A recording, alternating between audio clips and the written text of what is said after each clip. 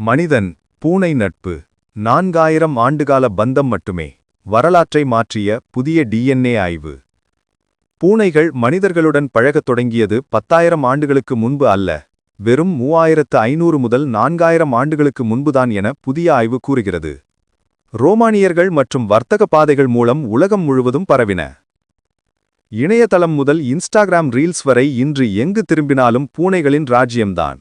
ஆனால் மனிதர்களுடன் இந்த செல்லப்பிராணிகள் எப்போது கைகோர்த்தன என்ற கேள்விக்கு இதுவரை நாம் வைத்திருந்த பதில்கள் அனைத்தும் தவறு என்கிறது ஒரு புதிய ஆய்வு. விவசாயம் தொடங்கிய காலத்திலிருந்தே, அதாவது சுமார் 10,000 ஆண்டுகளாக பூனைகள் நம்முடன் இருப்பதாக நம்பி வந்தோம். ஆனால் அந்த நம்பிக்கையை உடைத்து, இல்லவே இல்லை, இந்த நட்பு மிகவும் இளமையானது என்று ஆச்சரியப்படுத்துகிறார்கள் விஞ்ஞானிகள். பண்டைய காலத்து எலும்புகள் மற்றும் டிஎன்ஏவை ஆய்வு செய்ததில் புதிய உண்மை வெளிச்சத்திற்கு வந்துள்ளது. பூனைகள் மனிதர்களுடன் நெருக்கமான பந்தத்தை ஏற்படுத்திக் கொண்டது சுமார் 3500 முதல் 4000 ஆண்டுகளுக்கு முன்புதான். அது மட்டுமல்ல, இதுவரை நம்பப்பட்டது போல விவசாயம் தொடங்கிய இடங்களில் இந்த நட்பு மலரவில்லை. மாறாக, வட ஆப்பிரிக்காவில்தான், குறிப்பாக எகிப்தில்தான் பூனைகள் காட்டுத்தன்மையை விட்டுவிட்டு மனிதர்களுடன் குடியேறத் தொடங்கின.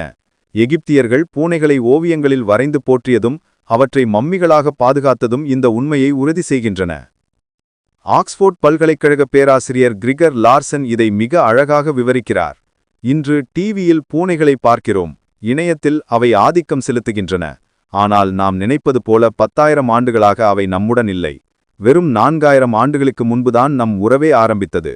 பழமையான பூனை எலும்புகளின் டிஎன்ஏவை இன்றைய வீட்டு பூனைகளின் மரபணுக்களுடன் ஒப்பிட்டு பார்த்தபோதுதான் இந்த தாமதமான வருகை தெரியவந்துள்ளது. மனிதர்களுடன் இணைந்த பிறகு சும்மா இருக்குமா பூனைகள்? சிறந்த வேட்டைக்காரர்களான இவை கப்பல்களில் ஏறி எலிகளை பிடிக்கும் வேலைக்காக உலகம் முழுவதும் பயணிக்கத் தொடங்கின. ரோமானியர்களுடன் சேர்ந்து ஐரோப்பாவிற்கு சென்றது சுமார் 2000 ஆண்டுகளுக்கு முன்புதான்.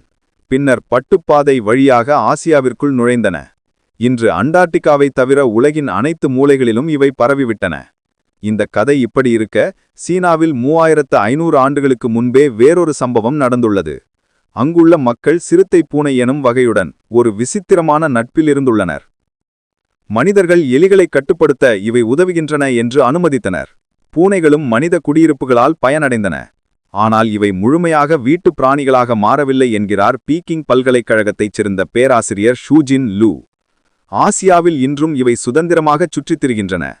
மனிதனுக்கும் விலங்குக்கும் இடையிலான இந்த ஆச்சரியமான வரலாற்றை சயின்ஸ் மற்றும் செல் ஜீனோமிக்ஸ் இதழ்கள் வெளியிட்டுள்ளன.